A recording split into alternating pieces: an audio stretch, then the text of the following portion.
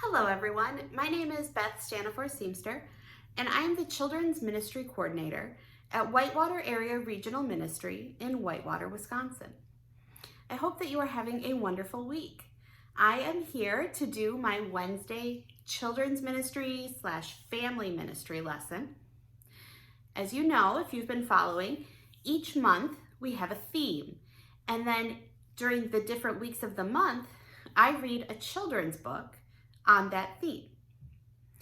In January, our theme was kindness.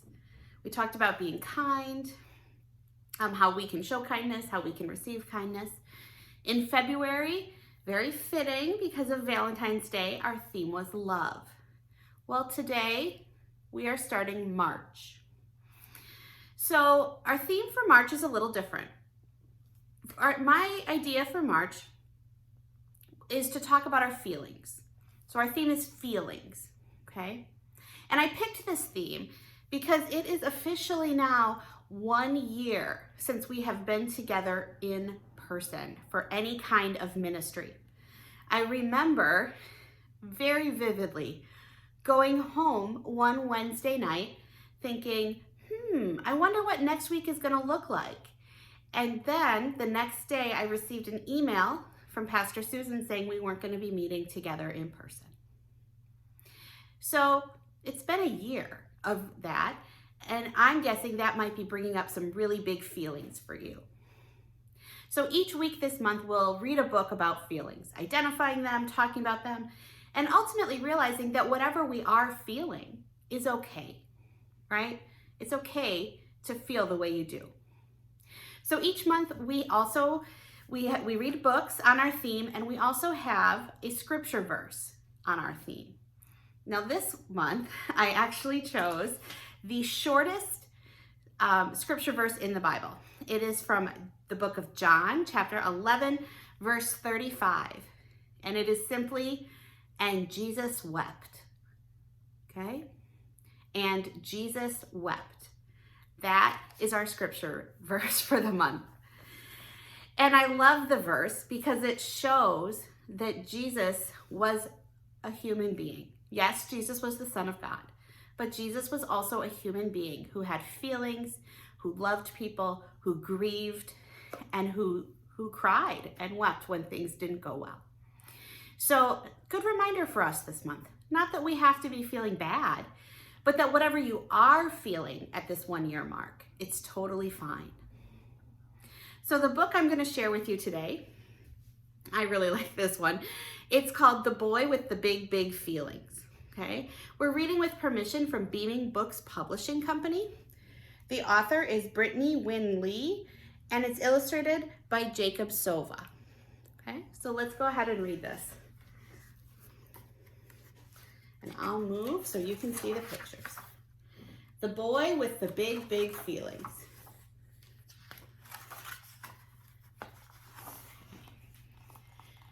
There once was a boy with feathery hair and a heart that was bursting with feeling.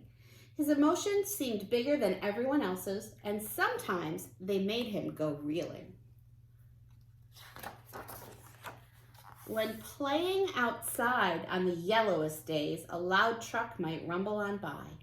And wouldn't you know it, that big heart of his would push feelings right out of his eyes. Has that ever happened to you? You have feelings come out of your eyes like tears?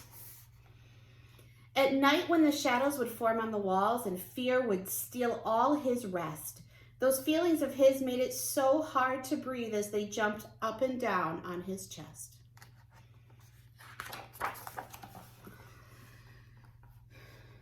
Sometimes when his play had come to an end or when things didn't go as he planned, the feelings would run down the length of his arms and clench when they got to his hands.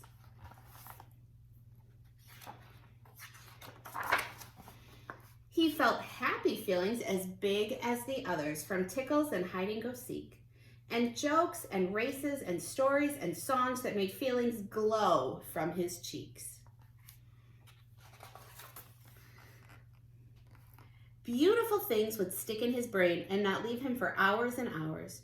The fur of a dog, a white fluffy cloud, his mama, a banjo, some flowers.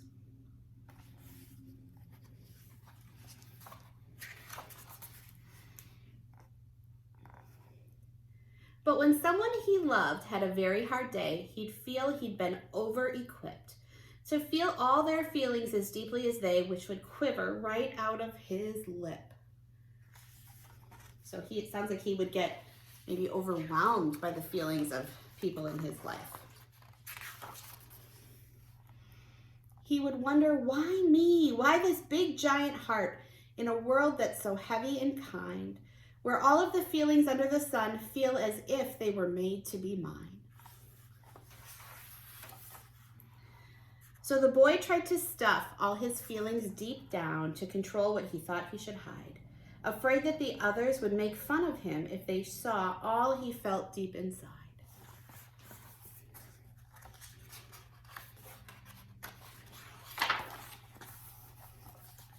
Would they think he was weak, dramatic, afraid? Would they call him a wimp or a baby?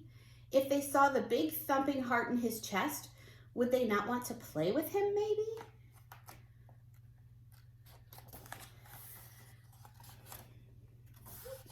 But while swinging one day, feeling oh so alone, he noticed a girl feeling blue.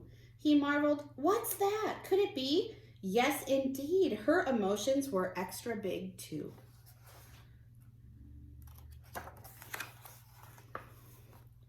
Are you okay? The boy asked the girl. I'm fine, just sometimes I get sad. He said, you do? Hey, I get sad too. I get sad and I get scared and silly and mad. The two became pals who shared their big hearts, not feeling they had to pretend.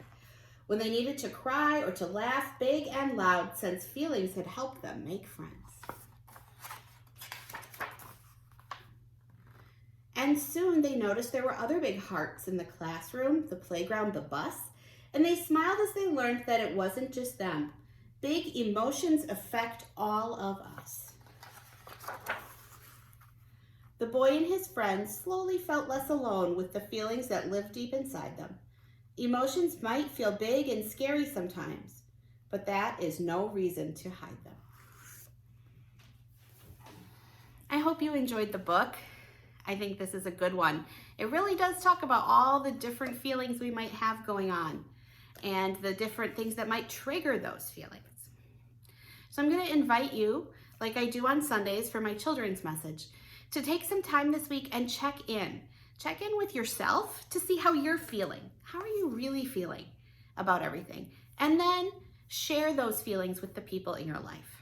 Talk to your parents or your siblings or your friends or your grandparents on the phone, or whoever you need to. You can call me and just say, hey, this is how I'm feeling today. I'm overwhelmed and scared, or I'm sad and I miss my friends, or I'm really happy.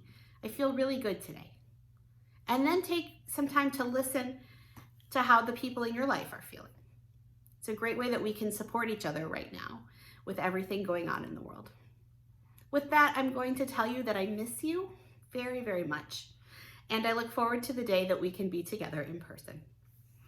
Bye.